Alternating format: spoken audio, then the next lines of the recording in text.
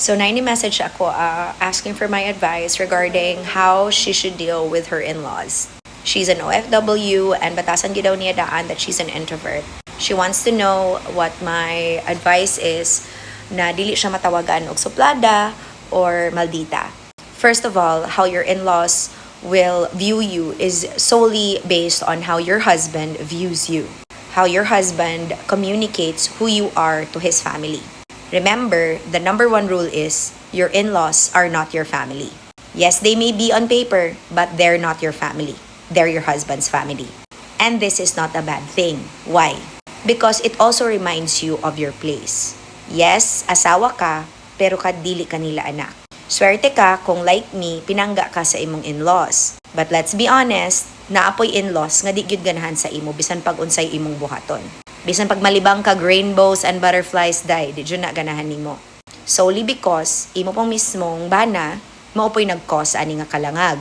For example, if gipili ka niya over them, if mas ginapaboran ka sa imong bana over them, kana nga klase nga mga in-laws, okay ra gyud na nga wala na sa imong life. Kana nga klase nga in-laws, blessing if they are far away from you. The number one thing I learned about dealing with my in-laws, even if pinangga ko nila, I'm so grateful, but at the same time, I know my place. I don't overstay my welcome. I respect boundaries and distance. Kung imog yung batasan daan that you are silent or kanang introverted ka, ang una dapat na-explain ana sa imong in-laws, ang imuhang bana. And dapat ang imo pong in-laws, they will also understand that since OFW ka, dili magyud ka makauban sa ilaha per me. It also helps if you try to communicate with them. Ako, I communicate with my in-laws, but dili po ko super feeling close. Grateful lang ko because my sisters-in-law are nice to me. And my mother-in-law is the same.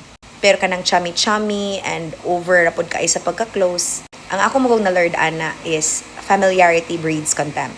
Kanang super close rapod kaayo, maunay kabiklan, labi na if you live in the same house. Kaya like I said, familiarity breeds contempt.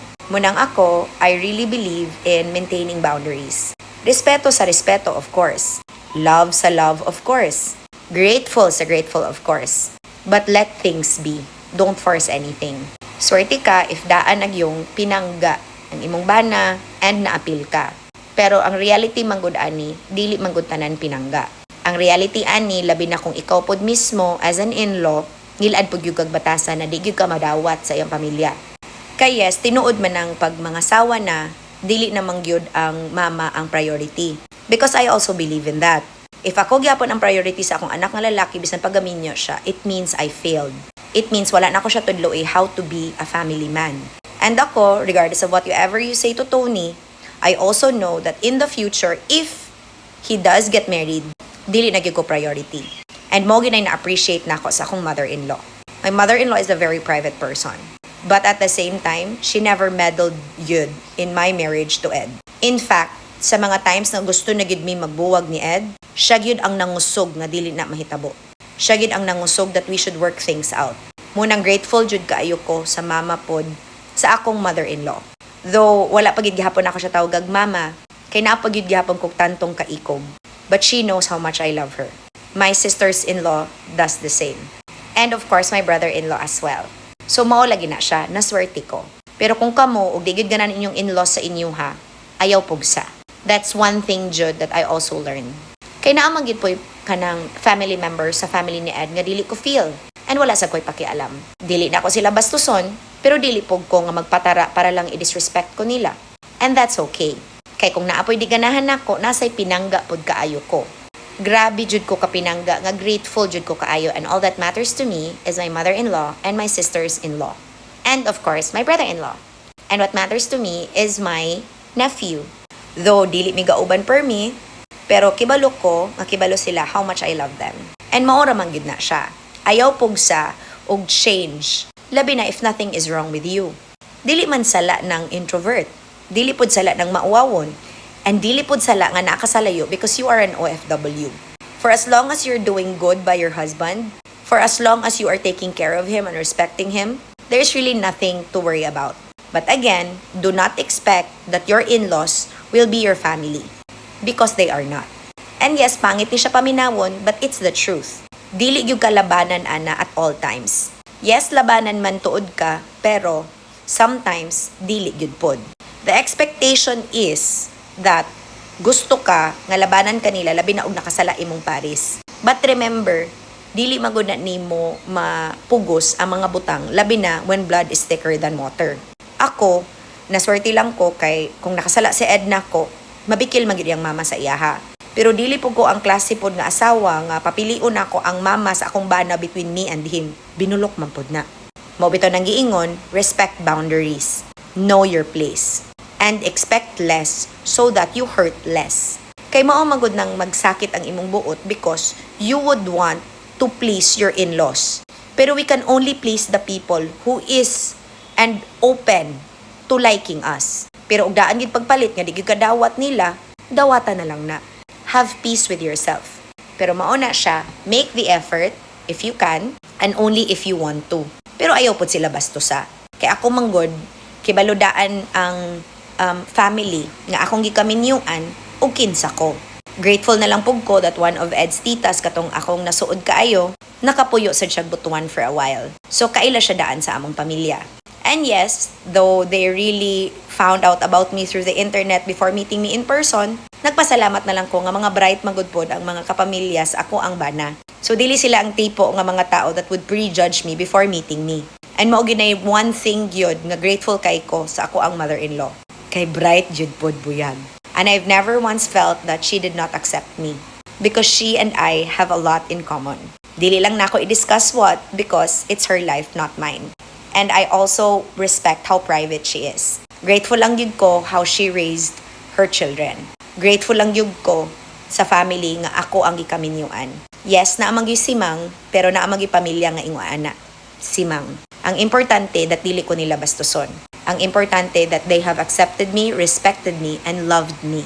And Ed is the same sa ako apong family. Kibalo man siguro gid mong tanan nga pag-abot ni Ed sa akong life, pinangga man siya sa akong lola.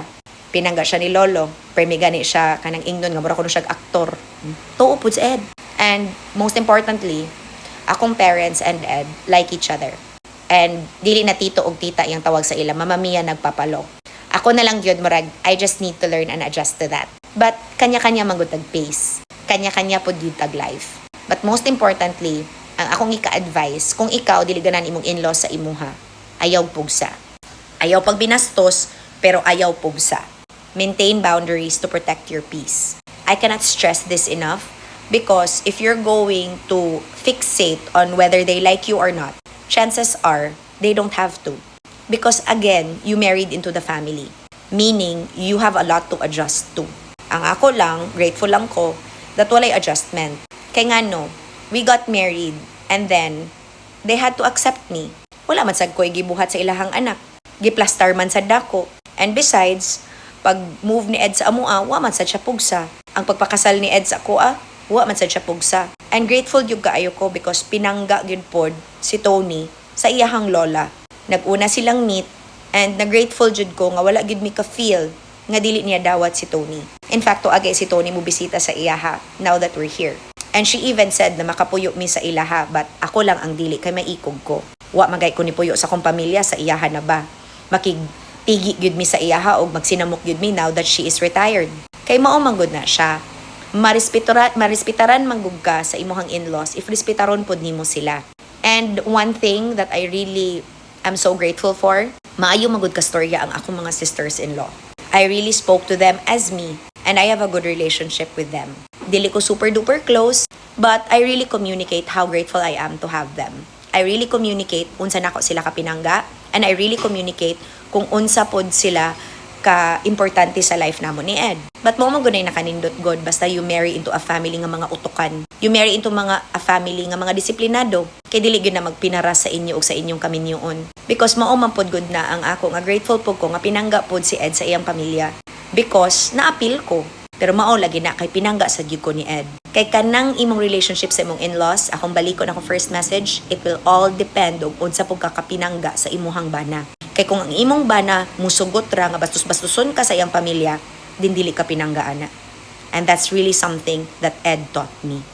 Ingat!